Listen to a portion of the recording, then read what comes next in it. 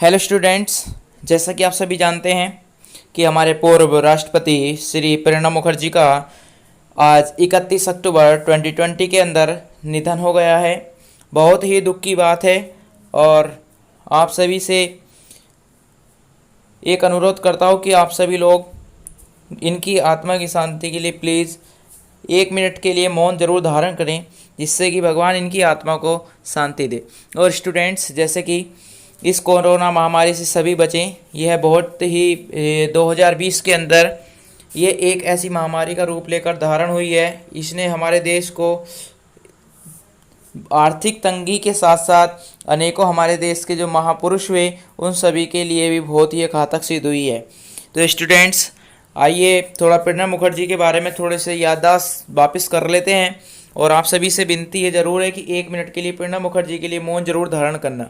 ये प्रणब मुखर्जी के बारे में थोड़े से हम छोटे छोटे फैक्ट जानेंगे जो थोड़े से अपने पेपर के लिए भी इम्पोर्टेंट हो सकते हैं, थोड़ा करंट अफेयर के रूप में, और थोड़ा सा इनके पिछले व्यतीत जीवन में पास्ट टाइम के जितने फैक्ट हैं उन सभी को याद करते हैं। तो अपने पूर्व राष्ट्रपति प्रणब मुखर्जी का 84 वर्ष की उम्र में निधन हुआ, जैसे कि आप सभी जानते हैं। इम्पोर्टेंट फैक्ट्स जानते हैं इनके।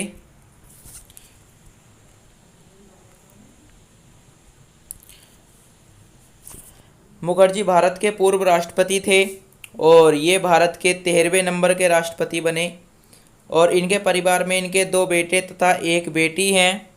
और अगला फैक्ट है इनका, मुखर्जी भारत के 2022 में राष्ट्रपति बने थे। कौन से नंबर के? 13वें नंबर के राष्ट्रपति बने थे 2022 में। और इन्हें 2019 में भारत रत्न पुरस्कार से सम्मानित किया गया। इनको 2019 में भारत रत्न पुरस्कार से सम्मानित किया गया।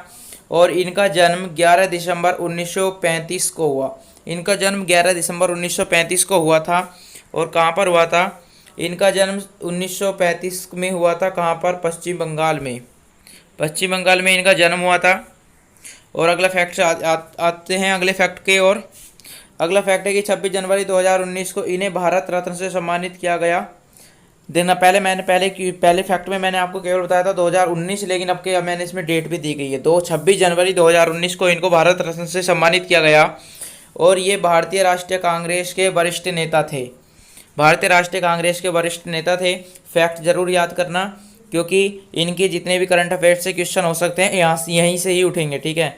और 25 जनवरी 2020 को भारत के राष्ट्रपति के रूप में शपथ ग्रहण की थी। किन्होंने? प्रणब मुखर्जी ने।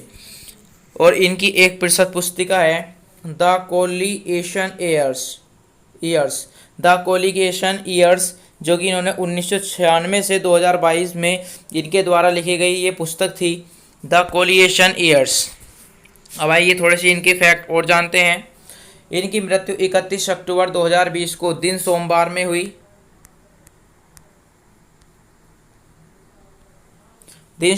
हुई। और इनकी मृत्यु कहाँ पर हुई? इस RML हॉस्पिटल में हुई। हॉस्पिटल का नाम जरूर याद रख लेना, क्योंकि आपके क्वेश्चंस में पूछा भी जा सकते हैं कि प्रणब मुखर्जी की मृत्यु किस हॉस्पिटल में हुई थी। दिल्ली का एक अस्पताल है RML हॉस्पिटल। इनके बचपन का नाम प्रणब कुमार मुखर्जी था। ये प्रणब है, ये गलत हो लिखा गया, इसको आप प्रणब कर लेना, ठीक है। प्रणब कुमार मुखर्जी था। इनकी पत्नी का नाम शुभ्रा मुखर्जी था। और इनका शुभ विवाह 1957 में इनका विवाह हुआ। और इनकी पत्नी का निधन 2015 में हो गया था। इनकी शिक्षा कोलकाता विश्वविद्यालय में पूर्ण हुई। और इनको 2008 में पद्म भूषण से सम्मानित किया गया।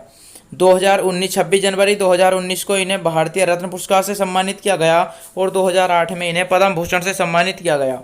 यह एक ब्राह्मण परिवार से थे। इनके पिता का नाम किंकर मुखर्जी था और इनकी माता का नाम राजलक्ष्मी मुखर्जी था, ठीक है। सभी को याद करते हुए चलना, इनकी माता का नाम राजलक्ष्मी मुखर्जी था। और इनके पिता एक स्वतंत्रता सेनानी भी थे। और इनकी राजनीतिक सफलताओं की तरफ बढ़ते हैं, थोड़ा सा ध्यान लगाते हैं हम। तो भारतीय योजना आयोग के उपाध्यक्ष रहे ये 24 जून 1991 से 15 मई 1996 तक ये योजना आयोग के उपाध्यक्ष रहे। और भारत के रक्षा मंत्री 22 मई 2004 से 26 अक्टूबर 2006 तक ये भारत के रक्षा मंत्री रहे। और साथ ही साथ ये भारत के विदेश मंत्री 10 फरवरी 1995 से 16 मई 1996 तक भारत के विदेश मंत्री भी रहे। और भारत के वित्त मंत्री रहे ये 24 जनवरी 2009 से 26 जनवरी 2012 तक, और 26 जून 2012 तक ये वित्त मंत्री रहे। उसके बाद आप सभी जानते हैं कि इन्होंने किस चीज़ की, इन्होंने बारे में राष्ट्रपति की शपथ ग्रहण कर ली थी। तो बस अपने यही इम्पोर्टेंट फैक्ट थे हमारे पूर्व राष्ट्रपति प्रणब मुखर्जी के बारे में। तो स्टूडेंट्स प्लीज़ इनके लिए 1 मिनट का मौन धारण जरूर कर लेना कि भगवान इनकी आत्मा को शांति दे। चलिए तो फिर मिलते हैं आपको अपनी नेक्स्ट जीके क्लास में। धन्यवाद दोस्तों। इन क्वेश्चंस को, इनके ऊपर जितनी भी आधारित हैं सबको याद जरूर करना है। ये इनके इम्पोर्टेंट फैक्ट्स हैं। Thank you.